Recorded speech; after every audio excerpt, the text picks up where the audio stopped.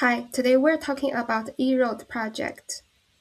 New Zealand is currently implementing a mandatory fully digital road user charge system (ERUC) for all light vehicles by 2027. And our topic is highly related to this transition. EROAD lost its primary growth engine in the US with an over 1.3 million write-off. Now the mission is to secure the leadership in this transition before the other digital platforms and the car manufacturers. So the loss is a clear signal our historic push into the North American market failed to deliver. And this impairment is a painful but necessary exit from a strategy that wasn't working. However, with the ERUC transition, we're the only player in New Zealand with the proven regulatory DNA to own this shift. So the market is divided into three segments. Modern cars will go with software-based model, which is our Project Zero, pulling data directly from the car. For old cars, most of them will use an app-based model, so they will use a simple app to photograph their mileage. And for another group, they will still use hardwares to claim RUC funds for driving on private roads. And our target is to take 50% of the market share by 27. Thanks, Talula. Let's move on to the analytical approach. We structured our analysis using CRISP-DM framework to ensure decisions are grounded in data and strategy. We started with the business understanding by defining the New Zealand's B2C ERUC growth problem from a CEO's perspective. We then moved into data understanding and preparations, drawing on government fleet statistics, NZTA RUC data, and aggregation policies. The modeling phase applies Potter's five forces and value density analysis. Finally, we evaluate insights into clear competitive positioning and strategic options for EROAD. This slide summarizes the competitive structure of New Zealand B2C ERUC market. Competitive rivalry is moderate. There are multiple platforms, but the core differentiation comes from integration and scale. Threat of new entrants is moderate. Accreditation and integration complexity creates real barriers. Substitutes are very high, driven by OEM embedded compliance and NZTA digital options and smart mileage apps. Buyer power is high due to low switching cost and digital-first consumers. Supplier power is moderate with commoditized hardware balanced by telco and OEM dependencies. Let's move on to the key findings to date. Here we quantify the market. There are 3.87 million RUC vehicles generating 17.7 billion kilometers and 2.31 billion in RUC value, out of which 3.6 million are light vehicles. EROAD controls 41.7% of total ERUC value despite competing against multiple providers. The feature comparison shows why EROAD leads on integrated end-to-end RUC capability with Nauman as the closest follower. Other players compete primarily on simplicity and price.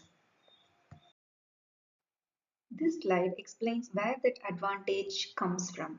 The fleet is dominated by petrol and diesel vehicles, and the value density is highest in light commercial fleets and not passenger vehicles. These fleets travel more kilometers and face stricter compliance needs and value automation and reliability.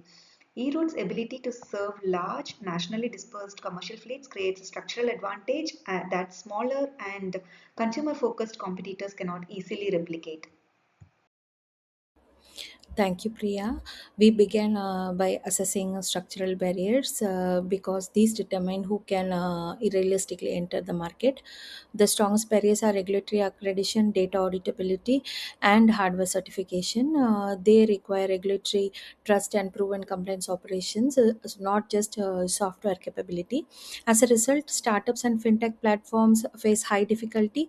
Global telematics platform and OEM vehicle manufacturers already operate compliant telematics ecosystem, so they face only moderate incremental barriers. This means a pool of realistic entrants is narrow. The market is protected against small digital entrants, but not against global telematics firms or OEMs. After establishing who can enter, we examined why the entry remains attractive. EV and PHEV vehicles are registrations are increasing, but ICE vehicles still dominate the New Zealand fleet. This creates a long transition period where ERUC compliance remains essential, making this a large and durable compliance market. Scenario testing shows that EV growth alone does not materially raise entry risk. Raising OEM telemetry penetration is the main accelerator. Only global telematics platform and OEM vehicle manufacturers fall into the high threat zone. Overall, the threat of new entrants is moderate, attractive market, but constrained by accreditation and compliance complexity. Thank you, Rehana. Coming to the threat of substitutes, let me be very clear that OEM embedded vehicles themselves are not the threat. In fact, Project Zero assumes the OEM connectivity as an input. But the real risk emerges if OEMs move upstack and embed the compliance directly into their vehicles, or if NZTA itself decides to execute the compliance digitally. So the growing fleet telematics simply makes this substitution technically possible for OEMs or even NZTA. So the substitution here is conditional. This comparison demonstrates that EROAD and OEM platforms both are technically capable for compliance. The difference is who controls the compliance rule. If OEMs remain data providers, then Project Zero works and EROAD retains the compliance layer.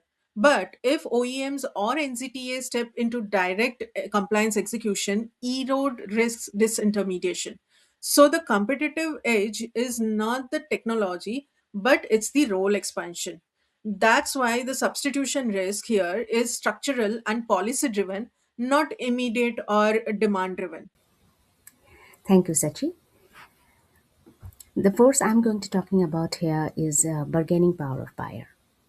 Buyer power in this market is structurally very high because compliance has been commoditized by regulation. That means every provider must deliver the same core EROAC outcomes, which means differentiation is no longer comes from what is delivered, but how it is delivered. For example, think of mobile payment apps. If one app becomes slow, confusing, or frustrating, people don't complain. They just simply uninstall it and switch. The same behavior is emerging in Iraq as it shifts to a digital app based experience. And when we look at the market segmentation here, we see that the largest segments, software ready and app based vehicles, account for over 3.3 million vehicles. And both face a very low switching costs. This means even though the individual buyers are small, but their collective behavior creates strong buyer power here. So, apart from the regulated compliance, we can see that there are multiple substitutes here, such as OEM embedded system and mobile apps, where buyer behavior is totally driven by convenience and user experience. So, buyers don't negotiate on price, they simply exit if the experience is poor. Using global B2C SaaS benchmarks as a proxy, this low friction environment implies meaningful churn risk. The key implication is clear: EROAD must compete on experience and platform stickiness, not on compliance or price. So when you look at the supplier cost, the most significant one is $32 billion just to keep existing devices to connect to 4G. But the future is software-based services. For example, our Project Zero, and so we're shifting from hardware to a cloud system, and we are more relying on the OEM data now. So there will be a risk at some point that the OEM might increase their data access fee. And the question to us is, how do we position ourselves to prevent this margin squeeze? And the second focus is to build an app-based platform to capture the over 1 million potential customers. So, here we explain how we validated our analysis and ensured our judgment. So we validated our 3.6 million light vehicle market size from the Ministry of Transport and NZTA vehicle register data, and we tested entrant risks using scenario sensitivity. Third, the buyer power was validated using a segment size and switching cost matrix, supported by a global B2C SaaS churn benchmarks as a behavior reference. And we also cross validated five forces, scoring using feature comparisons. Substitution risk was benchmarked against OEM embedded compliance. Finally, we acknowledge limitations because some assumptions rely on public disclosure while switching costs are directional rather than monetized, and future regulatory settings remain uncertain. But overall, these validations give confidence that our findings are directionally sound and decision relevant. We now translate these insights into a small set of defensible strategic options for EROAD. First, anchor EROAD as a trust certified compliance platform, the independent integrity layer between vehicles and the government. Second, selectively pursue an app based offer to capture software ready and urban segments while recognizing churn risk.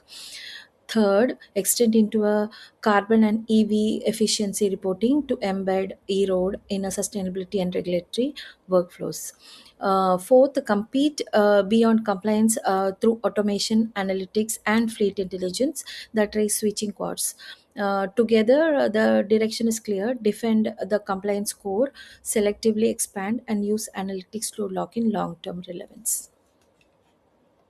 Given this structure, a single track hardware led strategy is no longer defensible. The only defensible path is a dual track strategy. First, an app first low friction entry model to remain relevant as installation barriers disappear. Second, eRoad must become the system of record for RUC compliance, like owning billing, audit history, payments, and regulatory liability, and not just distance reporting. This allows eRoad to sit above the OEMs and below the regulators. The ICE cash flows fund this transition while OEM connectivity scales rather than being disrupted by it. There are four uncertainties we would prioritize testing.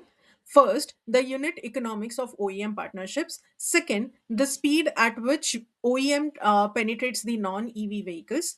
Third, whether automation meaningfully reduces churn. And fourth, regulatory risk, specifically NZTA accreditation of OEM embedded compliance. The next phase is converting strategy into evidence before committing to scale. Execution now matters more than vision. The priorities are to quantify the switching cost uplift from new features, model OEM partnership economics against margin erosion, and build financial scenarios comparing app first growth versus OEM cooperation. In parallel, regulatory pathways must be stress tested across different NZTA policy outcomes. The roadmap should prioritize features that increase exit barriers and reinforce eRoad as the system of record for RUC compliance. Thank you.